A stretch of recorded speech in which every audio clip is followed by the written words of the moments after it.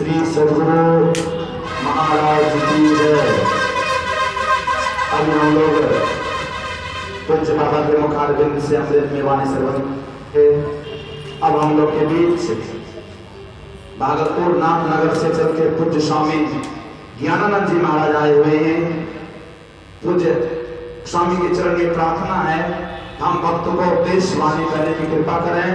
श्री सद्गुरु महाराज की जय।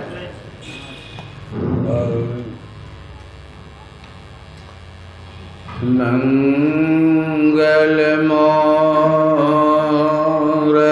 सद्गुरु मिलवा सर्वाधार,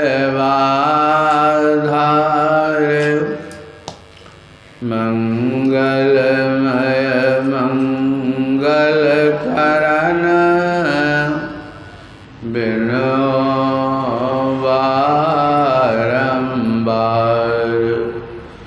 ज्ञान उदय हरो ज्ञान घन, सद्गुरु शंकर रूप नमो नमो बहु बारहे, सकल सुपूजन भो श्री सद्गुरु महाराज की जय।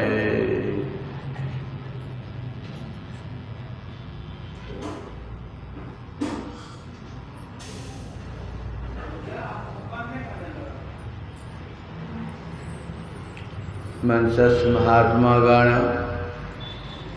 साधक वृंद, धर्म प्रेमी सज्जन वृंद तथा धर्मशिला माताओं एवं बहनों, आज सप्ताह ध्यान का छठा दिन है और छठा दिन के द्वितीय पाली के सत्संग में हम लोग बैठे हुए हैं और रामचरितमानस में 7 कांड है। आज छठे कांड का भी पाठ हुआ, लंका कांड का। रावण बहुत वीर था। क्या राम कम वीर थे? राम भी बहुत वीर थे। भगवान राम प्रण करके बताए थे कि मैं इस पृथ्वी को असुरों से रहित कर दूंगा।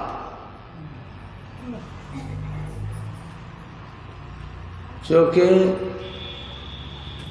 जिस समय पापियों से, राक्षसों से, असुरों से यह पृथ्वी बोझिल हो गई थी, तो गौ माता धरती का रूप धारण करके स्वर्ग गई हुई थी और देवताओं से विनय करने लगे कि मेरे ऊपर इतने पापी लोग हो गए हैं, उन पापियों से अब मैं इतना बोझिल हो गए हूँ कि उसे ढोने की क्षमता नहीं है।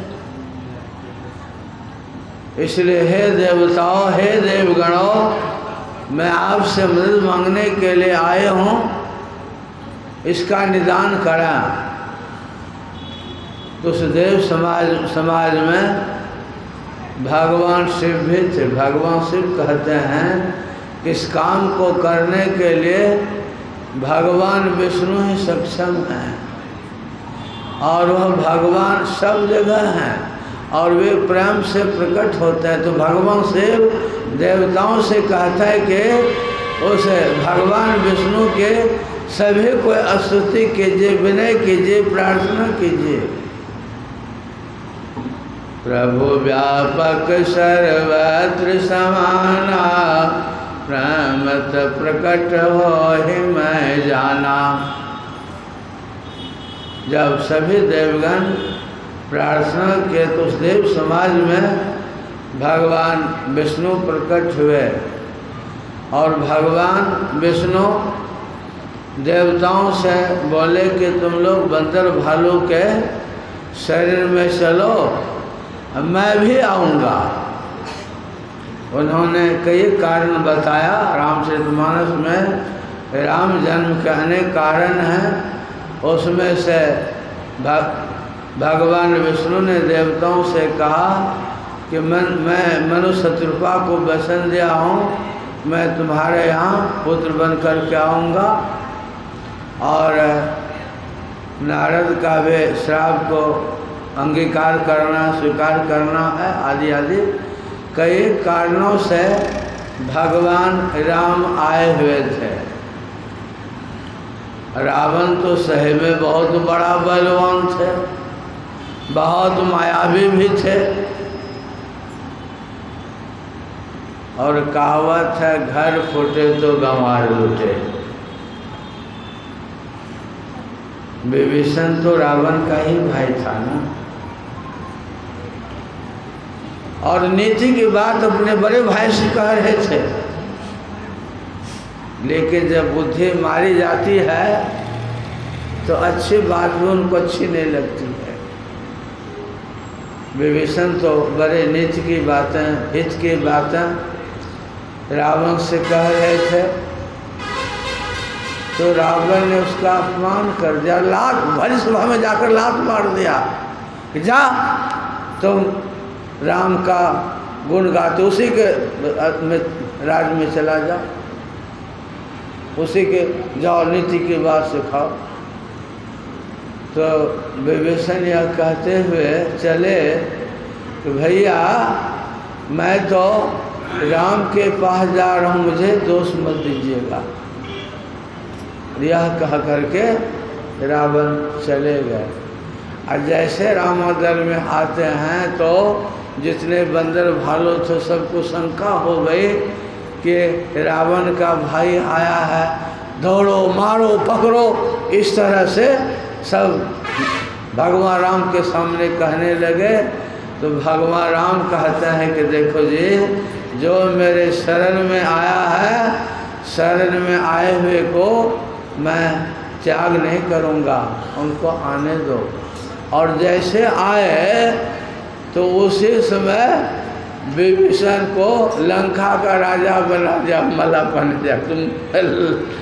तो ये सब काम तो भगवान राम का पहले से सुनिश्चित किया हुआ था। फिर भी आमने सामने सेनाएं खड़ी हैं और रावण रथ पर थे, 10 माथा 20 भुजा था, बड़े शक्तिशाली भी थे। तो विभीषण भगवान राम से कहता कि हे प्रभु, आपके न तो पैर में जूते हैं न रथ है, इस बलवान शत्रु को कैसे जीतिएगा। यहाँ पर ऐसे तो रावण को मारने में भगवान राम सक्षम थे ही, लेकिन फिर भी यहाँ पर अध्यात्म ज्ञान का उपदेश देते हैं। भगवान राम कहते हैं, सुनो सखा का कृपा निधाना, जय जय हो सो चंदन आना। चंदन मतलब होता है रथ। विभीषण से कहता है कि हे मित्र, हे सखे, जिस रथ से विजय होती है वह रथ दूसरा ही है। जय जय जिससे विजय होती है वह तो दूसरा ही रथ है। जय जय है सो चंदन आना, चंदन मतलब रथ, वह दूसरा ही रथ होता है। सुनो सखा का कृपा निधाना, जय जय जिससे जय होती है, जिससे विजय होती है, वह तो दूसरा ही रथ है और वह आध्यात्मिक रथ है। भगवान महावीर भी ने कहा, जो लाखों योद्धाओं को जीतता है वह अगर अपने एक आत्मा को जीत ले तो यही उनकी सर्वश्रेष्ठ विजय होगी। महाअजय संसार रिपु, ये जो बड़ा भयंकर संसार रूपी दुश्मन है, इसको जो जीत लेता वही तो वीर है, वही तो धीर है। जिसमें अपने देश में अंग्रेज़ों का भगाने के लिए महात्मा गांधी नारा लगा रहे थे, आओ वीरो मर्द बनो अब जेल तुम्हें भरना होगा। उसी समय गुरु महाराज एक भजन बनाए हैं कि वीर बन करके जेल भरना होगा। तो उसी समय गुरु महाराज शरीर को जेल बताया है। इस शरीर पे जेल से बढ़कर और कोई दूसरा जेल नहीं है। इसी को हमारे गुरु महाराज अपनी वाणी में लिखे हैं कि आवागमन सम दुख दूजा है नहीं जग में कोई, इसके निवारण के लिए प्रभु भक्ति करनी चाहिए। आवा शरीर में आना, शरीर में रहना, शरीर छोड़ करके जाना, इससे बढ़ करके दूसरा दुख नहीं है। साधारण मृत्यु में हमारा आपका सिर्फ अस्थूल शरीर छूटता है और इस अस्थूल शरीर के अंदर सूक्ष्म कारण महाकारण केवल उन चारों शरीरों के रहने के कारण ये बार बार अस्थूल शरीर हो जाया करता है। जो इस शरीर के रहते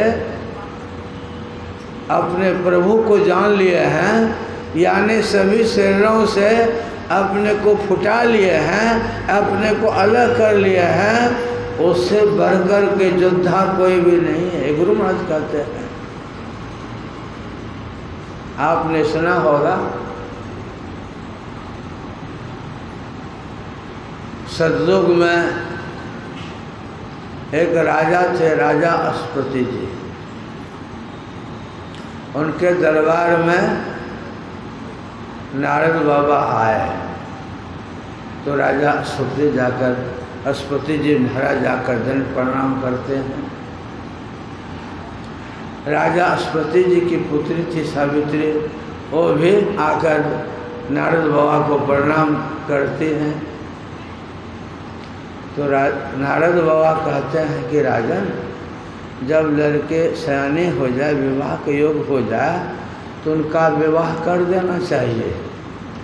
तो राजा अश्वपति कहते हैं, कहाँ बाबा, सावित्री का सत्यवान के साथ विवाह होना तय हो चुका है। तो आप तो भूत भविष्य वर्तमान सबको जानने वाले हैं, लड़का का थोड़ा भविष्य बता देते तो बड़ा अच्छा होता। जो महापुरुष होते हैं वो उनको पांचवी दृष्टि जागृत होते हैं, और पांचवी दृष्टि मतलब आत्मदृष्टि। जिनको आत्मदृष्टि हो जाती है उनको किसी ज्ञान का अभाव नहीं, पूर्ण ज्ञान होते हैं। गुरु महाराज की वाणी में है, साहब पूर्ण धनी प्रभु अटल अकाम अनाम हो, साहब पूर्ण धनी। प्रभु अटल हैं, अकाम हैं, अनाम हैं और वही पूर्ण धनी हैं। जो उस परमात्मा को प्राप्त कर लेते हैं वे भी पूर्ण हो जाते हैं। जिनको पांचवी दृष्टि जागृत हो जाती है उनको किसी चीज़ का अभाव, न विद्या का अभाव, न धन का अभाव, न जन का अभाव, किसी चीज़ का उनको अभाव रहता, वो पूर्ण काम हो जाते हैं। नारद जी तो ऊँचे दर्जे ज्ञानी थे, वे अपने दिव्य चक्षु से इनका क्या नाम बोले, सावित्री के पति का सत्यवान, सत्यवान के बारे में नारद जी कहते हैं कि राजन, सत्यवान तो धर्मराज के तरह धर्मात्मा है, सूर्य भगवान के समान तेजस्वी हैं और भी अच्छे अच्छे गुण हैं। लेकिन राजन एक अवगुण है जो सारे गुणों को ढक देता है, और वह अवगुण यही है कि लड़का अल्पायु है। लड़का आज से उंगली पर दिन गिनकर 1 वर्ष ही जीवित रहेगा। इसलिए सावित्री से कही कि अपना विचार वो बदल दे, किसी दूसरे राजकुमार का चयन करे। पहले राजकुमारी जो उसमें की बात है, स्वयं राजकुमार ही राजकुमार का चयन करते थे। कुछ विश्वसनीय आदमी रथ पर उनको दे देते थे और वो देश में भ्रमण करते थे। जो उनके अनुरूप राजा होते थे अपने माता पिता से कहते थे और उन्हीं के साथ वैदिक रीति से उनका साथ विवाह होता था। इसी क्रम में सावित्री सत्यवान को वरण कर ली थे। सावित्री से कहा गया कि लड़का अल्पायु है, तुम अपना विचार बदल दो, किसी दूसरे राजकुमार का चयन करो। सावित्री ने कहा कि जो भारतीय नारी होती है उनकी शादी तो एक ही बार होती है। मैंने जिसे वरण किया है समझे मेरी शादी उनके साथ हो गई है। मेरे भाग में जो होने का होगा होगा। मेरी शादी सत्यवान के साथ ही होगी। सत्यवान के साथ सावित्री की शादी हो गई। सावित्री सत्यवान के साथ अपने पति गृह चले गए। सत्यवान के माता पिता अंधे अंधे हो गए थे, जंगल में कुटिया बना करके रहते थे। सावित्री भी सास ससुर की सेवा करती थी, पति की सेवा करते थे। और सावित्री नारद बाबा की शिष्या भी थी, वे योग साधना भी करते थे। समय समय पर अपना ध्यान भजन भी करते थे। जिस दिन से नारद बाबा बोले थे कि सत्यवान एक वर्ष ही जीवित रहेगा, उसी दिन से सावित्री एक एक दिन का ध्यान रखते थे। जिस दिन वर्ष पूरा होगा उसके 3 दिन पहले से सावित्री ने खाना पीना सब छोड़ दिया और अपने पति को चिरंजीवी होने के लिए प्राणपण से भगवान का ध्यान करने लगे। जिस दिन वर्ष पूरा होता, सत्यवान जब लकड़ी काटने के लिए जंगल जाने लगे तो सावित्री आते हैं और कहते हैं पतिदेव मैं भी आज आपके साथ जंगल चलूँगी। तो सत्यवान कहते हैं तो मेरे साथ चली जाओगे, माता पिता नेत्रहीन हैं, इनकी सेवा कौन करेंगे। सावित्री कहते हैं देव जितना आवश्यक सामान चाहिए सब मैं उनको पूरा कर दे हूँ, माता पिता को कोई तकलीफ नहीं होगी। तो सत्यवान कहता है कि ठीक है, तब सास ससुर से आदेश ले लो। और सावित्री सास ससुर से जब आदेश मांगने के लिए जाती है, दोनों सास ससुर अत्यंत प्रसन्न हुए। सास ससुर कहते हैं कि बेटे इतने दिनों में आज पहला दिन है जो पति के साथ जाने के लिए तुम इच्छा प्रकट करती है। ठीक है बेटे जा, अपना भी संभाल रखना, पति का भी संभाल रखना और सूर्यास्त होने के पूर्व भी लौटकर आश्रम चली आना। दोनों दंपति जंगल चले गए।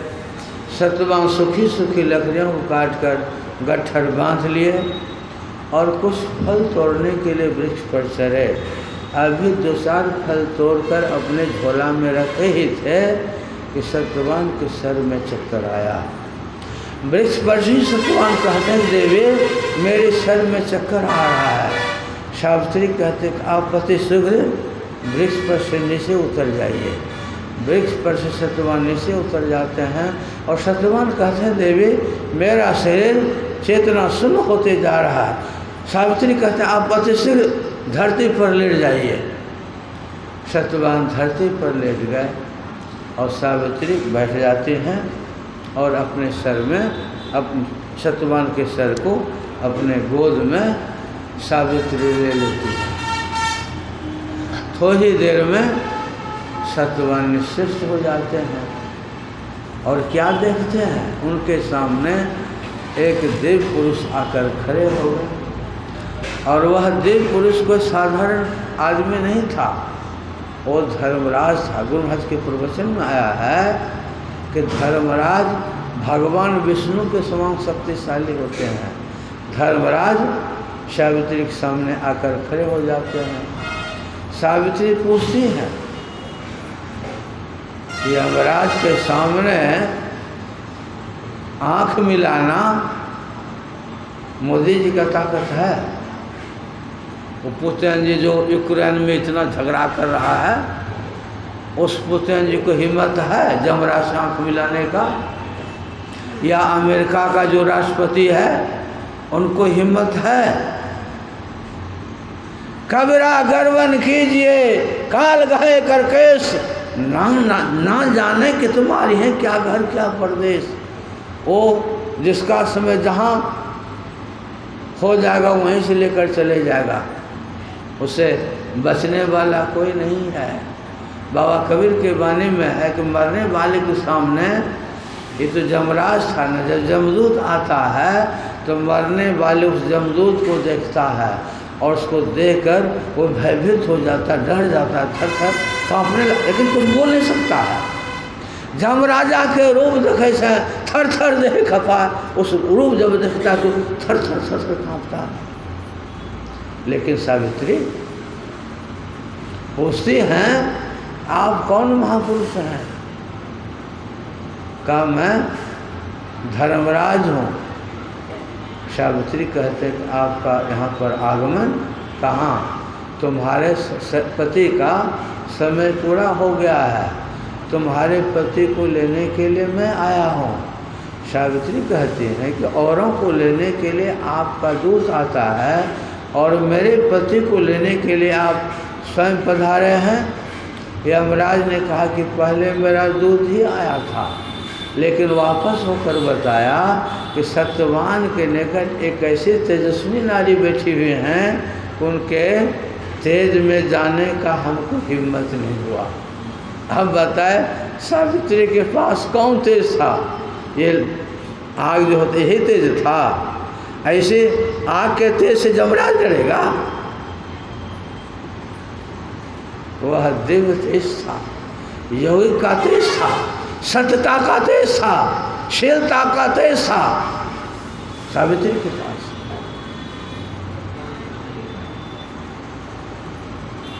सावित्री कहते हैं ठीक है, आप जिस काम से आए हैं आप काम पूरा कीजिए। तो सत्यवान के सूक्ष्म शरीर को अपने यंत्र में बांध कर निकाल करके यमराज जाने लगे। सावित्री भी उसके पीछे पीछे जाने लगे। ऐसा मत समझिएगा कि सत्यवान और सावित्री का शरीर चील के तरह आकाश में उड़ने लगा, सो बात नहीं। सत्यवान जैसे लेटे थे, सावित्री जैसे बैठे थे, शरीर वैसे ही है। इस शरीर से ब्रह्मानंद जी के भजन में है, जिम दूध के मतन से निकसत घी जतन से, तुम ध्यान के लगन से पर ब्रह्म ले निहारा। जैसे दूध के कनकन में घी है, और जब दूध का घर्षण होता है, घी अलग है, दूध में घी है, घी अलग है, लेकिन तादात्म्यक में है। लेकिन जब दूध का घर्षण होता है, मंथन होता है, तो दूध घी का संग छोड़ करके अलग ऊपर हो जाता है। ठीक उसी प्रकार हमारे आपके शरीर में जो चेतन आत्मा है वह घी की तरह व्यापक है और ऐसे ही अलग नहीं होता है।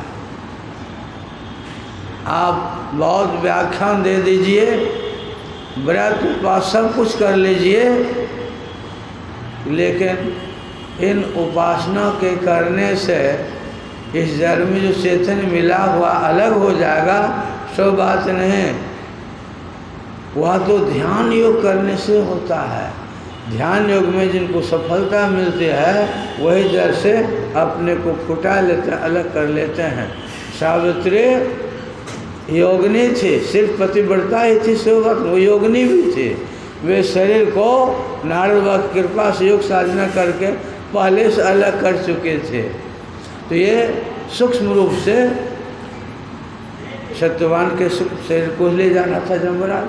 सावित्री भी सूक्ष्म रूप से शरीर से निकलकर यमराज के पीछे पीछे जाने लगे। थोड़ी दूर जाने के बाद यमराज उलट कर देखते हैं और कहते हैं कि सावित्री तुम कहाँ जा रही हो? सावित्री कहते हैं कि जहाँ आप मेरे पति को लिए जा रहे हैं मैं वहीं जा रही हूँ। यमराज ने कहा कि नहीं, किसी के साथ कोई नहीं जाता है, अपनी अपनी करनी अपने अपने साथ। बाप के करने बाप बापे को भोगे, जोरों को जोरों, खसम को लहता, अपनी अपनी करनी अपने अपने साथ। सबको अपने अपने कर्म का फल भोगना होता है। सत्यवान ने जो भी कर्म किया है इस कर्म के मुताबिक इनको यातनाएं भी दे। अगर गलत काम किए होंगे तो गलत काम के फलस्वरूप इनको यमलोक में कभी कभी लहकते हुए आग का गोला भी खिलाया जाएगा, इनको पखाना भी खिलाया जाएगा, इनको खून भी पिलाया जाएगा। और कभी कभी जब लोहा गर्म हो जाता है तो उस चिमटे से इनका चमड़ा भी खींचा जाएगा। ये सब यातनाएं ये हम लोग में दी जाती हैं, इसलिए तुम इसके साथ मत जाओ। सावित्री कहती हैं मैं साधारण पतिव्रता स्त्री नहीं हूँ, मैं वो पतिव्रता स्त्री हूँ, आप मेरे पति को जहाँ ले जाएंगे मैं अपनी दिव्य शक्ति से मैं वहीं चले जाऊँगी।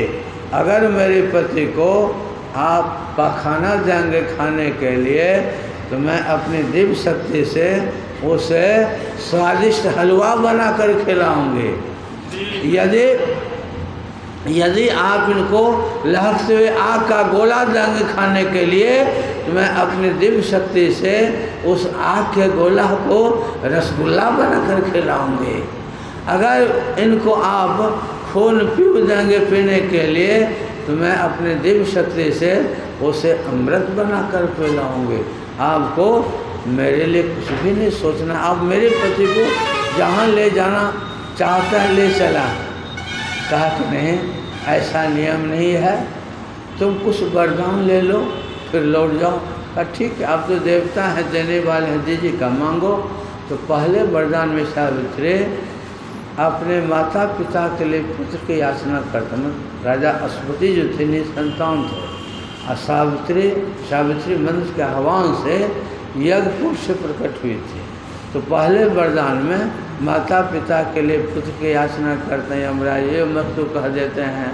दूसरा वरदान मांगने के लिए जब यमराज बोले तो दूसरे वरदान में खोए हुए राज मांग लेते हैं। तीसरा वरदान मांगने के लिए बोले तो सास ससुर के लिए नेत्र मांग लेते हैं। चौथा वरदान मांगने के लिए जब बोले तो सावित्री कहते हैं कि देव मुझे 100 औरस पुत्र चाहिए। यमराज ये मस्तूक कह दिए और सत्यवान को लेकर के चलने लगी। फिर सावित्री पीछे हो जाती है। यमराज कहते हैं सावित्री लौटे नहीं, एक आध वरदान और ले लो। तो सावित्री कहती हैं अब वरदान की आवश्यकता नहीं है, अब आप जिसमें झूठे न हों वैसा ही आप कीजिए। तब मैं झूठे न हूँ उसका मतलब सावित्री कहते हैं कि अभी मुझे आपने 100 औरस पुत्र होने का वचन दिया। औरस पुत्र का अर्थ होता है कि सामान्य जाति के विवाहिता पति पत्नी से जो पुत्र होता है उसी को औरस पुत्र कहा जाता है। सावित्री कहते हैं कि अभी आपने मुझे 100 औरस पुत्र होने का वचन दिया और मेरे पति को आप साथ ले जा रहे हैं, कैसे होगा बताइए। यमराज कहते हैं जा बेटी तू जीत गई, मैं हार गया। सत्यवान के उस शरीर को सत्यवान का असुर शरीर में आकर प्रवेश करा दिए और सावित्री भी अपने शरीर में आकर प्रवेश कर गए। अब सत्यवान उठकर बैठ जाते हैं और सावित्री से कहते हैं कि देव जैसे लग रहा था कि मैं कोई स्वप्न देख रहा था। सावित्री ने कहा हाँ आप स्वप्न देखते हैं, जल्दी चलिए। तेजी से हो तब तक रात्रि हो चुकी थी और उधर उनके सास ससुर को आँख में रोशनी भी आ गई, दिखाई भी पड़ने लगा। वो लोग भी रोशनी का प्रबंध करके सत्यवान सावित्री को ढूंढने के लिए जंगल के ओर प्रस्थान कर गए थे। रास्ते में मुलाकात हो गई, चारों प्राणी लौट कर आते हैं। सावित्री बड़े प्रेम से भोजन बनाती, सास ससुर पति अपने खाती है सोती। और दूसरे दिन राजा ये जो सत्यवान के पिताजी थे बड़ा साधु स्वभाव का राजा थे और उस राजा के ऊपर किसी कुल राजा ने आक्रमण कर दिया।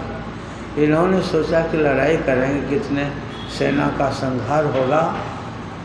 अभी जो यूक्रेन में मर रहा है सब मर रहा, पता नहीं दोनों राक्षस है कितना नरसंहार हो, कितना हजारों हजार मर रहा है, लेकिन कोई पीछे नहीं हट रहा है। लगता है कि दोनों राक्षसी ऐसा न्यूज में देखने से पता तो बहुत मर रहा है। सोना कर दिया, कुरान के सोना कर दिया। क्रूर स्वभाव का था, उसके ऊपर चढ़ाई किया। इस साधु स्वभाव का था, राजपाट छोड़ करके जंगल में भाग गया। उसी चिंता में वे नेत्रहीन भी हो गए थे। उसी क्रूर राजा का जो मंत्री था, वही मंत्री उस क्रूर राजा को मार दिया, हत्या कर दिया, और इसी राजा को ले जा करके राज सिंहासन पर बैठा दिया। सारा कार्य सुचारू ढंग से चलने लगा। सावित्री अपने शरीर को, जड़ में जो चेतन का मिश्रण है, उसको फुटा चुकी थी, और वह काम इसी शरीर से होगा, अन्य किसी शरीर से नहीं होगा। जो इस शरीर के रहते, साधारण मृत्यु में जो शरीर छूटता है, इस शरीर के अंदर 9 दरवाजे हैं। बापलटू के बाने में है, भजन आतुरी कीजिए और बात में देर, और बात में देर जगत में जीवन थोड़ा, और मानुष तन जात गोरधरी करोन हो रहा। कांचे महल के बीच जिस शरीर में हम आप रहे हैं, इसको कच्चा महल बता रहा है बापलटू। कांच महल के बीच पवन एक पंछी रहता, और 10 दरवाजा खुला उड़न को नित उठी चाहता। इस जीव को निकलने के लिए शरीर में 9 द्वार तो सभी को जान रहे हैं, 2 आँख, 2 नाक, 2 कान, 1 मुँह, 7 और 2 मल मूत्र विसर्जन कर रखे 9 द्वार हैं। लेकिन बापलटू का था 10 दरवाज़ा खुला 10 दरवाज़ा है। 9 द्वार तो हम आपको दिखाई पड़ रहे हैं, लेकिन बापलटू का था 10 दरवाज़ा खुला। 10वां दरवाज़ा कौन है? ढोरी को भी एक दरवाज़ा माने हैं। गर्भ शिशु को भोजन वो ढोरी से मिलता है, आप इसको मान लीजिए। अथवा गुरु महाराज का इस अर्थ किए हैं, हम जो आंख बंद करते अंधकार मालूम पड़ता, उसको अंधकार भाग मान लीजिए। आंख बंद करते अंधकार मालूम पड़ता, वहाँ पर अंधकार भी है और प्रकाश, दोनों भाग है। लेकिन अस्थूल संसार तो घोर अंधार है। हम आप जो आंख बंद करते हैं, वो अंधकार ही अंधकार दिखाई पड़ता है। लेकिन जहाँ तक अंधकार है, उसके ऊपर में प्रकाश भी है। तो अंधकार भाग को एक दरवाज़ा मान लीजिए। ये 10 द्वार खुला हुआ है। जब कभी भी जमराज आपको इसी द्वार होकर के लेकर चला जाएगा। लेकिन इस 10वां दरवाज़ा जो गुरु गम है, जो जिस द्वार को खोलने के लिए गुरु बताते हैं, जो उस द्वार को खोल लेते हैं, उस द्वार होकर के प्रवेश कर जाते हैं, तो गुरु महाराज की वाणी में है, तह जाओ जहाँ प्रकट मिले वे, तब जानो है स्नेह, स्नेह बिना नहीं भक्त होते हैं, कर लो साचा नेह। स्थूल सूक्ष्म कारण महाकारण, केवल हूँ के पार, असुखमन तिलो पिलतन भीतर, होंगे सबसे न्यार। ब्रह्म ज्योति ब्रह्मधन को धरे धरे, ले चेतन आधार, तन में पिल 500 तन पारा, जहाँ पाओ प्रभुसार। मैं ही हो सकोगे, जाओगे वही पार, पार गमन है सार भक्ति है, लो यही में धार, यही मानुष देश मैया में करो परमेश्वर में प्यार। जो इस शरीर के रहते इसी समय में, माने जब तक आपके शरीर में ताकत है, बल है, तभी तक इस काम को कर सकेंगे। और जब शरीर बूढ़ा हो जाएगा, जर्जर हो जाएगा, तब इस काम को नहीं कर पाएगा। हम देखते हैं पैर फैला रहे हैं, कभी ऐसे कभी करते हैं। अब पहले बैठते थे ना, जब तक सत्संग होता था 3 घंटे जगह बैठे रहते थे। शरीर जब कमज़ोर हो जाता है, तो एक आसन से देर तक आप बैठ नहीं सकते हैं। और भजन करने के लिए एक आसन से देर तक बैठने की आदत होनी चाहिए। गुरु महाराज को, इनके जो गुरु थे बाबा देवी साहब, एक बार गुरु महाराज का हाथ पकड़ लेते हैं बाबा देवी साहब और ऐसे चुत्तर पर ले गए। तो गुरु महाराज से पूछते हैं कुछ मालूम होता है? तो गुरु महाराज कहते हैं हाँ हजूर, ठेला मालूम होता है। कहा मैं इतना बैठता हूँ कि बैठते बैठते मेरे चुत्तर में ठेला हो गया। बताए कितना बैठते थे। बुढ़ापा में होगा, एक काम तो जवानी में होगा, लेकिन जवानी में पता नहीं कैसे मसाला से परमात्मा ने बनाया है, मोह ममता में ही पूरा समय निकल जाता है।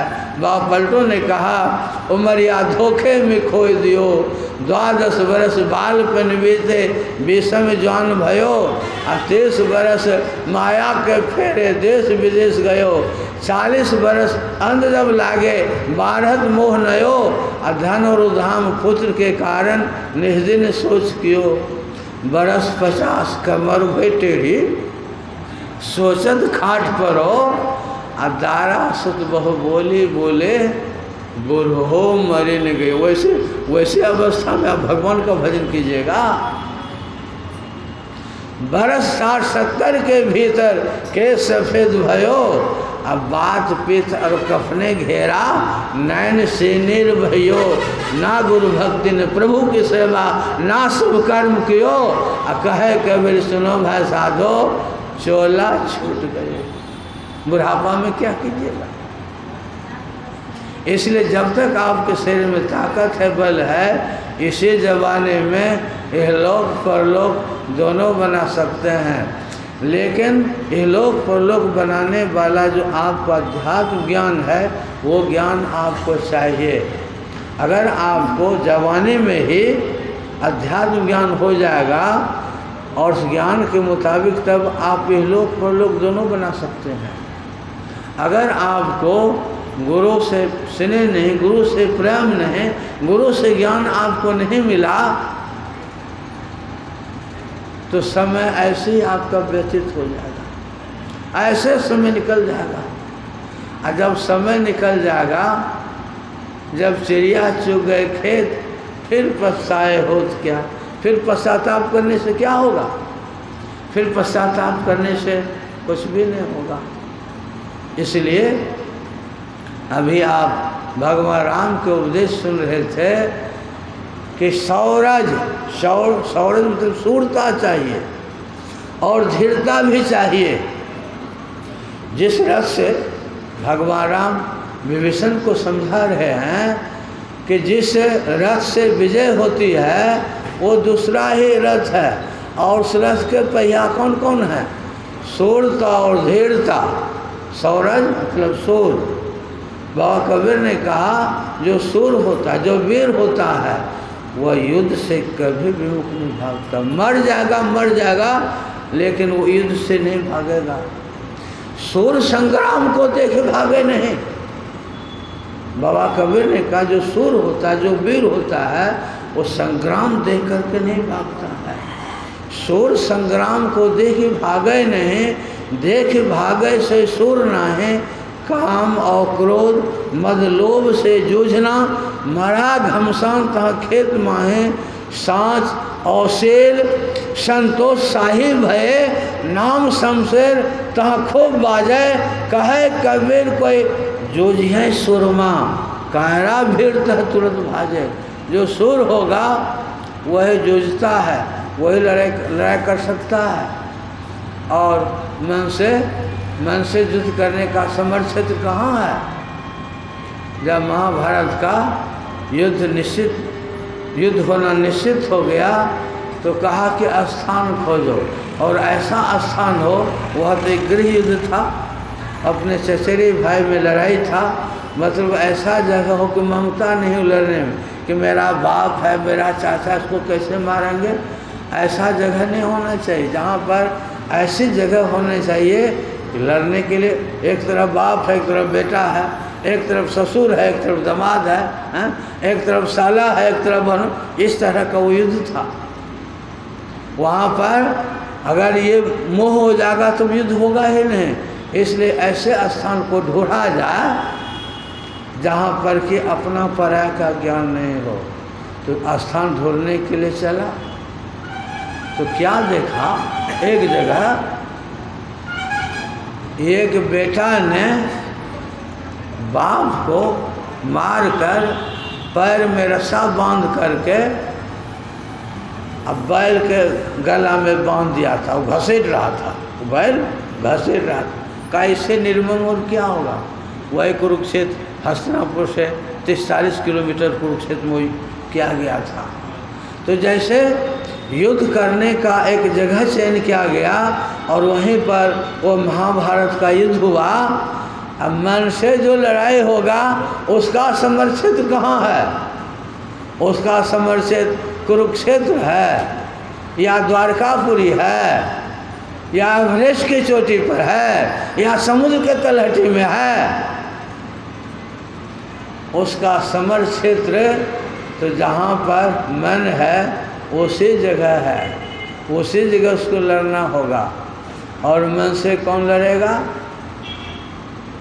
रामचरितमानस में गोसाई जी लिखे हैं कि बेनु सत्संग विवेकन होए राम कृपा बेनु सुलभन होए। बिना सत्संग का विवेक नहीं होगा। मैंने सत्संग करते करते ये जो हमारी आपकी बुद्धि है इतना सत्संग में पग जाए जो मन को बुद्धि समझा सकते, जो जिसकी बुद्धि सत्संग ध्यान गुरु की सेवा में पगी हुई है वही मन को समझा सकता है। आंख बंद करता सामने अंधकार मालूम पड़ता है, जागृतावस्था में वही अंधकार में ही समझेगा हमारा आपका मन। और वही समर क्षेत्र है, वहीं पर मन को कैसे पछाड़ेंगे, कैसे बजाएंगे, कैसे प्राप्त करेंगे, उसी की युक्ति गुरु लोग बताते हैं। इसलिए गुरु महाराज कहते हैं आओ वीरो मर्द बनो अब जेल तुम्हें तजना होगा। अब मन निग्रह के समर क्षेत्र में मन से लड़ने का जो समर क्षेत्र है वही है जहाँ पर मन का निग्रह होगा, जहाँ पर मन बस में होगा वही समर क्षेत्र है। वहीं पर आपको सामने वहाँ पर स्थिर होना डटना होगा। लेकिन मन के सामने दो योद्धा लड़ रहा है तो दोनों लड़ने वाला तो हिम्मत चाहिए ना। अब मन हमारे आपके मन में पता नहीं कितने जन्मों का कुछ संस्कार है। आपको संस्कार बड़ा ही बलवान है, बहुत बलवान है। बाबा कबीर के भजन में है कोई देखो लोगों नैया बीच नदिया डूबी जाए। एक आश्चर्य हम ऐसा देखा गधा के दो सिंह चूंटी गला में रस्सी बांध के खींचत अर्जुन भीम।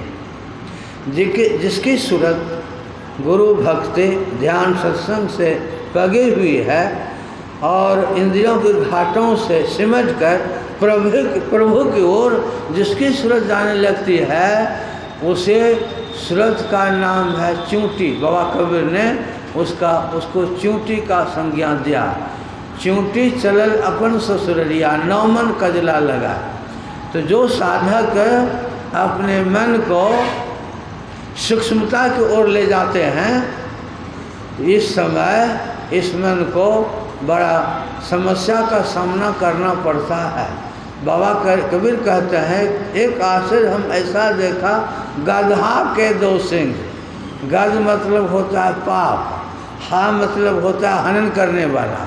पाप का नाश करने वाले को दो सिंह है। वो दो सिंह क्या है? ज्ञान और ध्यान।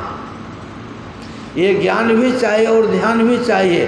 जो साधक ध्यान करने का ज्ञान है और उस ज्ञान के मुताबिक ध्यान करने लगता है, ध्यान करने के लिए बैठता है, उस समय उसके मन के अंदर जो कुसंस्कार है इतना खिंचता हमारा जो कुसंस्कार है उसी को बाबा कबीर ने कहा खींचत अर्जुन भीम। अर्जुन भीम बहुत बड़ा योद्धा था ना। तो हम आप साधक साधिकाओं के अंदर वह जो कुसंस्कार है वही अर्जुन और भीम है। उन योद्धाओं से लड़ना वहीं पर लड़ा जाएगा जहाँ पर मन है, और वहाँ छोड़ कर आप भाग गए, तब आप मन को नहीं पछा सकते हैं। मन से कभी हार स्वीकार करना ही नहीं है। बार बार मन भागता है लौटा कर। इसको गुरु महाराज जी ने समझाया है कि किसी के शरीर में कितना भी ताकत है, उसको इतना ऐसे करते रहे, कितना देर करेगा, वो थकेगा। ठीक उसी प्रकार हमारा आपका मन बार बार भाग रहा है, और उसको बार बार लौटा कर ध्येय पर लगाइए। यह काम करने के लिए क्या 2-4-5 मिनट में यह काम होगा? ये 2-4-5 मिनट ये काम हो जाएगा कि मन भाग रहा है, उसको लौटा कर लक्ष्य पर लगा। ये 2-4 मिनट में ये काम होने वाला नहीं है। 5 बज गया हो। साधना शिविर में तो समय का तगाजा है, मैं साधना है इसलिए इस पर ज़्यादा जोर दे रहा था, लेकिन समय हो गया। श्री सद्गुरु महाराज, श्री सद्गुरु